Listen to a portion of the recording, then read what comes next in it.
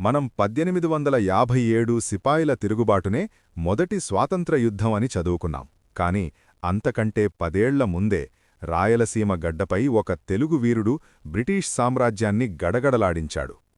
తుపాకీ గుండుకు ఎదురు రొమ్ము చూపించి, నా గడ్డమీద పన్ను అడగడానికి నువ్వెవరు అని తెల్లదొరల కాలర్ పట్టుకున్న ఆ పౌరుషమే ఉయ్యాలవాడ నరసింహారెడ్డి. చిరంజీవిగారు నటించిన సైరా సినిమా చూసే ఉంటారు. కాని రియల్ లైఫ్ హిస్టరీ అంతకంటే వేల రెట్లు పవర్ఫుల్. ఆ పరాక్రమం ఏంటో ఈరోజు చూద్దాం. పన్నుల వేధింపు, తిరుగుబాటు. ఫ్రెండ్స్, 1846 ఆ ప్రాంతంలో బ్రిటీష్ వారు మన రైతుల మీద మోయలేని భారాలు వేశారు. కరువుతో జనం అల్లాడుతుంటే కనికరం లేకుండా పన్నులు వసూలు చేసేవారు. ఇది చూసిన ఉయ్యాలవాడ 60 పైసల కట్టడి అంటే ఇనాం కోసం కాదు, మన ఆత్మగౌరవం కోసం కత్తిపట్టారు.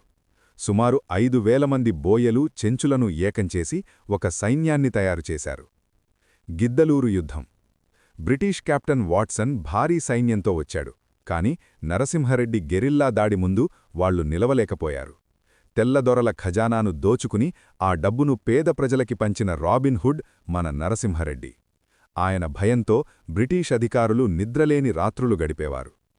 6 వారాల వేట. నరసింహారెడ్డిని పట్టుకోవడం బ్రిటీష్ వాళ్లకి ఒక సవాలుగా మారింది.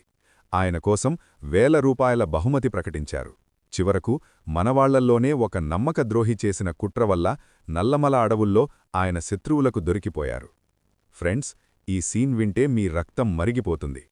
1847 ఫిబ్రవరి 22న కోయిలకుంట్ల దగ్గర వేల మంది ప్రజల ముందు నరసింహారెడ్డిని ఉరితీశారు.